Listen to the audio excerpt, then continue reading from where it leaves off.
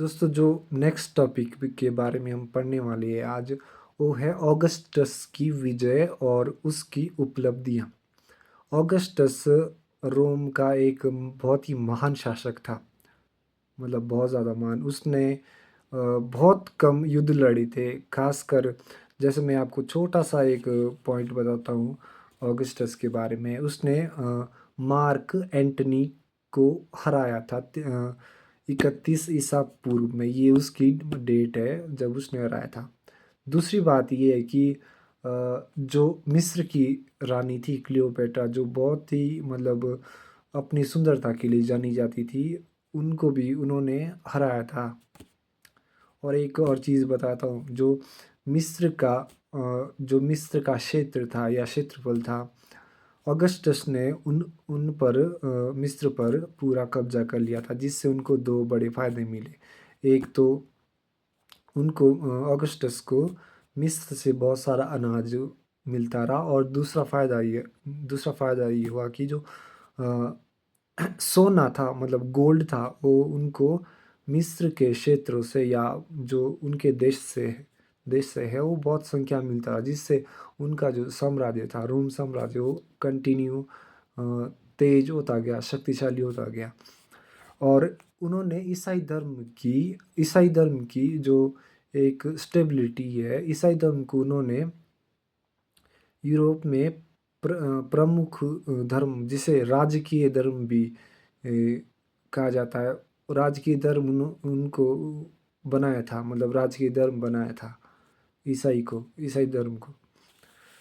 और एक और बात है कि ऑगस्टस ने मिस्र रोम के अंदर उन्होंने एक स्थायी सेना का गठन किया था।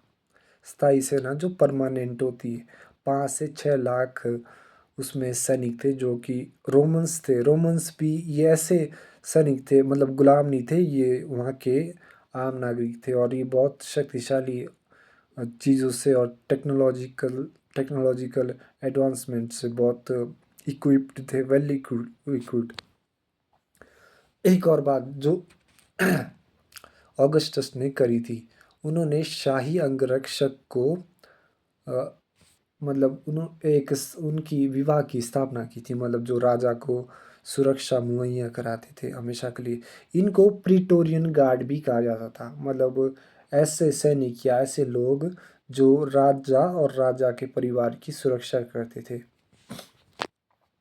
ऑगस्टस के बारे में ये भी बोला जाता है कि उन्होंने उनको एक ऐसा रोम मिला था जो पत्थरों का बना था, लेकिन उन्होंने उस चीज़ को संगमरमर के पत्थरों से जो संगमरमर के जो चीज़ों से वो लाद दिया था। अगर आप हिस्ट्री देखोगे ना रोमन साम्राज्य की, तो आप रोमन साम्राज्य को बहुत मतलब बड़ा उसमें देखोगे। बहुत समृद्ध साम्राज्य था उनके पास। हर किसी चीज़ की कमी नहीं थी। उनके पास वैवाहिक संबंध दूसरे राज्यों से थे। इसके अलावा जो जो भारत है उनके साथ व्यापारिक हमारे साथ उनके व्यापारिक हित थे बंधे हुए, जो कि आज भी है। रोमन जो साम्राज्य है, वो बहुत समृद्ध साम्राज्य है आज के टाइम में भी।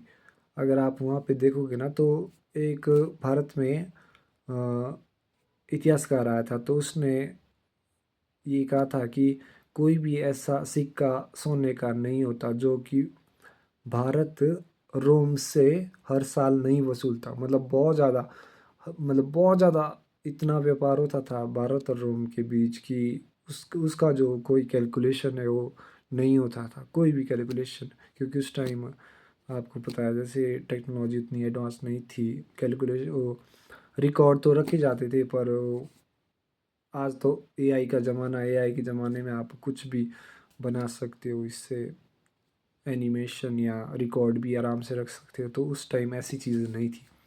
रोमन साम्राज्य अपने आप में अपनी गरिमा और शक्ति के पूर्ण स्वरूप में था। रोमन के बारे में एक और चीज़ कहना चाहूँगा। उनके जो संबंध थे अफ्रीका से, अफ्रीका में एक कार्थज राज्य होता था, तो उनके साथ उनके बहुत अच्छे समुद्र थे और रोमन का जो युद्ध हुआ था कार्थज वालों के साथ, उन युद्धों को म्यूनिक वॉर भी कहा जाता है। म्यूनिक वॉर ये 3 तरीके मैं आपको कल बताऊँगा, क्योंकि ये चैप्टर और टॉपिक ये बहुत लंबा है, तो इसको कवर करने में टाइम और रिसर्च बहुत लगती है।